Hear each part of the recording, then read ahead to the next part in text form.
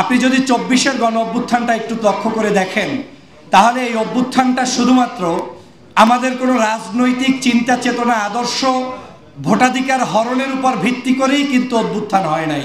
জনগণের যে চাহিদা ছিল ৫৩ বছরের, সেই চাহিদা যখন বাস্তবায়ন হয় নাই, তিলে তিলে যখন ক্ষুব্ধ হয়ে জনগণ উজ্জীবিত হয়েছে এবং বাংলাদেশের সর্বাধিক বিবেচনায় যখন এই সরকার, সেই সময়ের শেখ হাসিনার সরকার এদেশের মানুষের জন আকাঙ্ক্ষাকে পূরণ করতে ব্যর্থ হয়েছে, জুলুম করতে করতে এমন পর্যায়ে গিয়েছে যে মসজিদের মধ্যে একজন ব্যক্তি নামাজ পড়তে দাঁড়িয়েছে, ওই নামাজের সময়ও তাকে পিছন থেকে টেনে এনে গ্রেপ্তার করাকে যারা হালাল মনে করেছে, তার বিরুদ্ধে এদেশের জনগণ ২৪-এর গণ অভ্যুত্থানে জীবন দিয়েছে। ঠিক কিনা বলেন? আজকের আপনাদের কাছে সেজন্য বলতে চাই, আগামীর বাংলাদেশকে বিনির্মাণ করার জন্য আপনার কাছে পিকচার ভেরি ক্লিয়ার। ২৪-এর গণ অভ্যুত্থানে সর্বশেষ যখন ৪-৫ দিন আমাদের ভাইয়েরা মৃত্যুর কোলে ঢুলে পড়লেন, শহীদ হলেন, তার মা যখন তার বুকের উপরে শক্ত কোনো কিছু বেঁধে তারপরে তাকে রাস্তায় ঠেলে দিলেন, মায়ের স্বপ্ন ছিল সন্তানটি ফিরে আসলে গাজী হবে, মৃত্যুবরণ করলে শহীদ হবে। অতএব ওই শহীদি মৃত্যু যিনি কামনা করেছেন, নিশ্চয়ই তিনি বাংলাদেশের সংসদ সদস্য হওয়ার আশায় তিনি আজকের সেই জুলাই বিপ্লবে অংশগ্রহণ করেন নাই। তিনি চেয়েছেন হয় মাতৃভূমি রক্ষা হবে, স্বাধীনতা রক্ষা হবে, ধর্মীয় মূল্যবোধ রক্ষা হবে, এদেশের মানুষের চিন্তা চেতনার লালন হবে এবং বাস্তবায়ন হবে, ওই পথে তার সন্তানকে ছেড়ে দিয়েছেন। আজকে আমরা যারা আগামীর বাংলাদেশ গঠন করতে চাই, আমাদের রাজনীতিতে অনেক সময় উদারতার স্থান দিতে গিয়ে, বিদেশিদেরকে ম্যানেজ করতে গিয়ে আমরা অনেক সময় আমাদের মূল জায়গা থেকে সরে যাই, যেটা অত্যন্ত দুঃখজনক। আগামীর রাজনীতিতে যারা সফল হতে চাইবেন, তাদেরকে মাহমুদুর রহমানের থিম অবলম্বন করেই এগিয়ে যেতে হবে।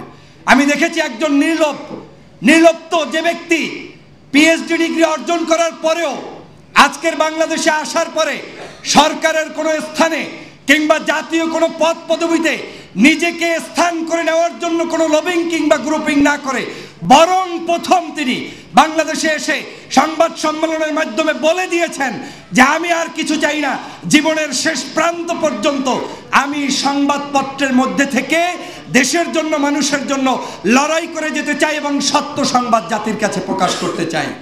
আমাদেরকে সেই সংগ্রামী মানুষদের পদঙ্ক অনুসরণ করে আগামীর বাংলাদেশ বিনির্মাণ করতে হবে।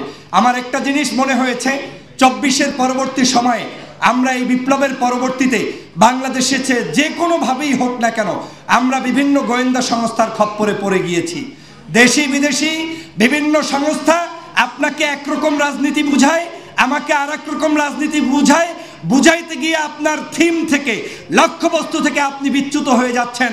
মূল জায়গা থেকে আপনাকে সরাতে পারলেই তারা মূলত সফল হবে, এটাই হচ্ছে তাদের উদ্দেশ্য। কেন তারা এটা করছে? তারা জানে যে বাংলাদেশে যদি ইউনিটি থাকে, ঐক্যবদ্ধ থাকে, এবং সেই ঐক্যবদ্ধতাটা যদি ওই যে শাহবাগীদেরকে, যেটা ওসমান হাদি একটু আগে বলেছিলেন, যে শাহবাগীরা যে কর্মকাণ্ডটি বাংলাদেশে বিরিয়ানি খিচুড়ি খেয়ে তারপরে করতে চেয়েছিল, সেই চিন্তা চেতনা থেকে ২৪-এর এই আন্দোলন সম্পূর্ণ ব্যতিক্রমভাবে জনসমর্থন নিয়ে সফল হয়েছে। কিন্তু আজকে আবার সেই জনসমর্থন তুল্য এই আজকের আন্দোলনকে আবার নতুন করে বিতর্কিত করতে আওয়ামী লীগের লোকেরাই ভিন্ন নামে ভিন্ন চরিত্র নিয়ে আমাদের সামনে উপস্থিত হচ্ছে, যেটা অত্যন্ত দুঃখজনক। অতএব যে কাজটি করতে হবে, এই শত অনৈক্যের মধ্যে, শত বাধার মধ্যেও আমাদেরকে ঐক্যবদ্ধ হতে হবে এবং ঐক্যবদ্ধ হওয়ার থিম থাকতে হবে দেশপ্রেমিক। এবং আমি যে ধর্মচিন্তা লালন করি, সেই ধর্মচিন্তাকে সামনে রেখে আমার দেশের ইনসাফ এবং সাম্যের ভিত্তিতে রাষ্ট্র ব্যবস্থা কায়েম করব। এবং আমরা আজকে একই মঞ্চে যেরকম মাহমুদুর রহমান সাহেবের সামনে উপস্থিত আছি, এরকম করে বাংলাদেশের প্রত্যেকটি প্ল্যাটফর্মে, প্রত্যেকটি জায়গায় দল, মত, জাতি, ধর্ম, বর্ণ নির্বিশেষে ঐক্যবদ্ধভাবে বসবো এবং সেখানে এই বাংলাদেশের বিরুদ্ধাচরণ যারা করবে, ভারতের আধিপত্যবাদের গোলামি যারা করবে, তাদের কাছে আমরা থাকবো না। তাদের বিরুদ্ধে স্পষ্ট মতাদর্শ প্রকাশ করেই যারা রাজনীতি করবে, সেই রাজনীতিবিদরাই রাজনীতিতে টিকবে, দল গঠনে টিকবে। নতুন রাজনীতিবিদদের জন্য শুভকামনা রেখে আমার বক্তব্য শেষ করছি। আল্লাহ হাফেজ।